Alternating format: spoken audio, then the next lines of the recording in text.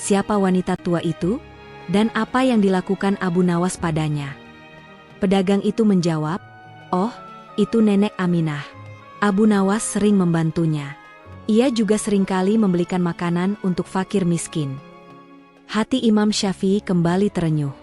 Ia menyadari bahwa di balik tingkah konyol dan syair-syairnya, Abu Nawas memiliki hati yang sangat mulia.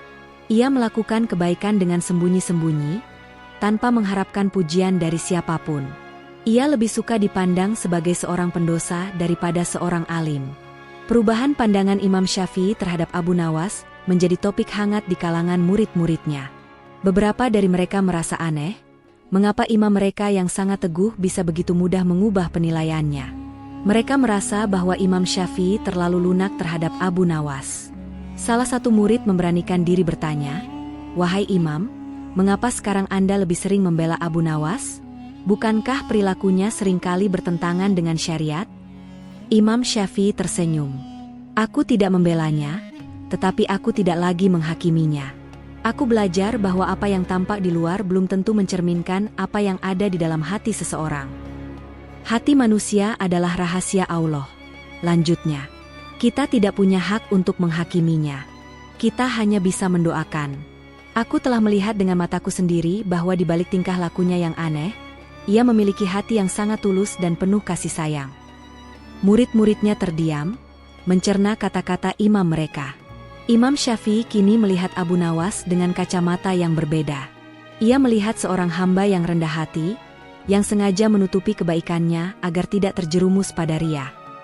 Ia melihat seorang hamba yang meskipun dikenal sebagai pendosa, namun di malam hari ia adalah seorang yang merendahkan diri di hadapan Tuhannya. Suatu sore, Imam Syafi'i menerima kabar bahwa Abu Nawas jatuh sakit. Kabar ini membuat hatinya gelisah. Ia merasa perlu untuk menjenguknya, bukan sebagai seorang ulama yang memberi nasihat, melainkan sebagai seorang sahabat yang peduli. Ia pergi ke rumah Abu Nawas yang sederhana, ditemani beberapa muridnya. Sesampainya di sana, ia melihat Abu Nawas terbaring lemah. Wajahnya yang biasanya penuh tawa, kini terlihat pucat dan lelah.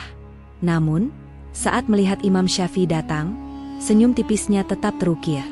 "Wahai Imam," katanya dengan suara lemah, "terima kasih telah datang. Mengapa Anda mau menjenguk hamba yang hina ini?" Imam Syafi'i duduk di sampingnya, menggenggam tangannya. "Wahai Abu Nawas, jangan bicara seperti itu. Aku datang karena Allah memerintahkanku untuk menjenguk saudaraku yang sedang sakit." Air mata Imam Syafi'i menetes. "Aku datang untuk meminta maaf atas semua prasangka burukku selama ini." Abu Nawas menggelengkan kepala. "Tidak ada yang perlu dimaafkan, wahai Imam. Saya yang seharusnya berterima kasih atas doa-doa Anda. Saya tahu, di balik kemarahan Anda, ada doa yang tulus untuk saya. Doa itulah yang membuat saya tetap tegar." Percakapan ini begitu menyentuh hati Imam Syafi'i dan murid-muridnya. Beberapa hari kemudian, kesehatan Abu Nawas semakin memburuk. Imam Syafi'i menjadi sering menjenguknya. Ia seringkali duduk di samping Abu Nawas, membacakan Al-Quran dan mendoakannya. Ia tidak lagi melihat Abu Nawas sebagai seorang pendosa, melainkan sebagai seorang wali Allah yang menyamar.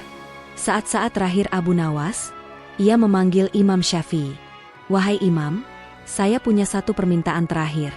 Saya ingin Anda yang memandikan jenazah saya, dan juga yang mengimami salat jenazah saya." Imam Syafi'i terkejut, namun ia mengangguk. "Tentu, wahai saudaraku. Itu adalah kehormatan bagiku." "Ada satu hal lagi," lanjut Abu Nawas. "Saya ingin Anda memakaikan saya kain kafan dari baju saya ini." Abu Nawas menunjuk sebuah baju lusuh yang tergantung di dekatnya. Imam Syafi'i terkejut melihat baju itu, karena baju itu terlihat sangat kotor. "Baju ini?" tanyanya ragu. "Ya, wahai Imam. Tolong pakaikan saya baju ini sebagai kain kafan." Imam Syafi'i merasa aneh, namun ia menyanggupinya. Ia tidak ingin menolak permintaan terakhir dari seorang hamba yang kini ia yakini memiliki kedudukan yang mulia di sisi Allah. Ia berjanji untuk memenuhi semua permintaan Abu Nawas, apapun alasannya. Akhirnya, waktu itu pun tiba. Abu Nawas menghembuskan napas terakhirnya di hadapan Imam Syafi'i dan beberapa orang terdekatnya.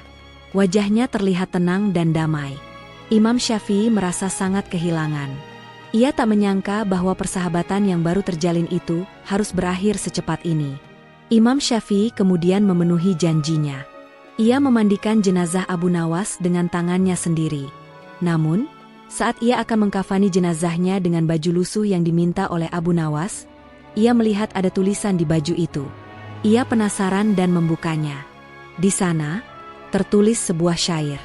Syair itu berbunyi, "Wahai Tuhanku, aku bukanlah ahli surga, tetapi aku tidak mampu berada di neraka. Maka ampunilah dosa-dosaku. Sungguh Engkaulah yang maha mengampuni dosa. Dosa-dosaku sangat besar, tetapi ampunanmu jauh lebih besar." Imam Syafi'i membaca syair itu dan air matanya mengalir deras. Ia mengerti. Baju lusuh itu adalah baju yang selalu dikenakan Abu Nawas saat ia memohon ampun kepada Allah di tengah malam. Ia ingin baju itu menjadi saksi bisu atas penyesalannya. Imam Syafi'i merasa sangat terharu dan malu. Ia telah menghakimi seorang wali Allah hanya dari penampilan luarnya saja. Kabar wafatnya Abu Nawas menyebar dengan cepat di Baghdad. Banyak orang yang terkejut, namun sebagian besar merasa biasa saja. Di kalangan ulama, beberapa di antaranya merasa ragu untuk mengimami salat jenazahnya, karena mereka masih melihat Abu Nawas sebagai seorang pendosa. Namun, Imam Syafi'i datang. Ia mengumpulkan orang-orang dan berkata dengan suara yang tegas dan penuh emosi, "Saudara-saudaraku, janganlah kalian menilai Abu Nawas dari apa yang tampak di luar. Dia adalah seorang hamba yang sangat mencintai Allah. Saya bersaksi bahwa ia adalah seorang yang tulus dalam bertobat."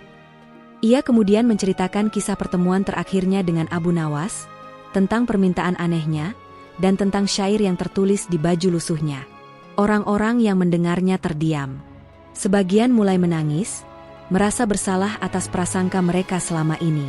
Di tengah-tengah keheningan, Imam Syafi'i maju ke depan. Ia berdiri di hadapan jenazah Abu Nawas.